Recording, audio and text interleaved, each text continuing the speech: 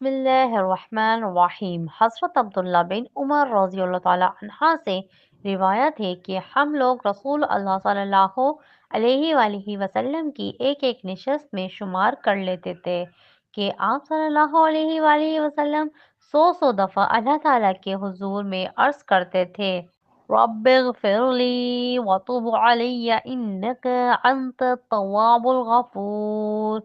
ترجمہ: اے میرے رب، مجھے معاف کر دے، بخش دے اور میری توبہ قبول فرما، مجھ پر عنایت فرما۔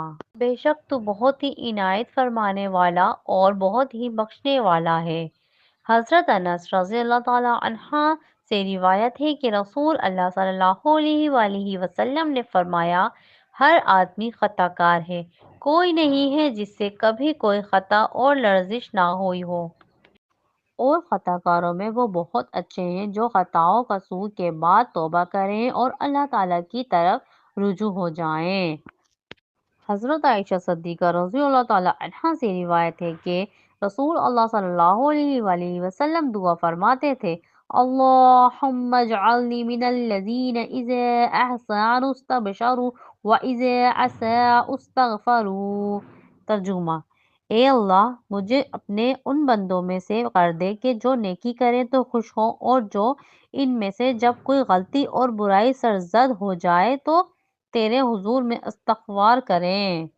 تشریح کر دیتی ہوں، کسی بندے کو ان اچھے اعمال کی توفیق ملنا جن کے صلے میں جنت اور رضائے الہی کا وعدہ ہے، اس بات کی علامت اور نشانی ہے کہ اس پر اللہ تعالیٰ کی نظر عنایت ہے، اس لیے اس کا حق ہے، اس کو چاہیے کہ وہ اپنے اعمال حسنہ کی اس توفیق پر خوش ہو اور شکر ادا کرے۔ قرآن پاک میں ارشاد فرمایا گیا ہے کہ قُلْ بِفَضْلِ اللَّهِ بِرَحْمَتِهِ فَبِذَلِكَ فَلْيَفْرَحُوا۔ اللہ کے فضل اور اس کی رحمت و عنایت پر اس کے بندوں کو خوش ہونا چاہیے۔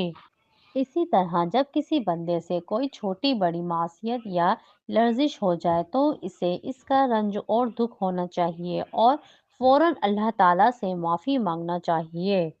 جس بندے کو یہ دونوں باتیں حاصل ہوں وہ بڑا خوش نصیب ہے۔ رسول اللہ صلی اللہ علیہ وآلہ وسلم خود اپنے لیے دعا فرماتے تھے، اللہ تعالیٰ مجھے بھی یہ دونوں باتیں نصیب فرمائے۔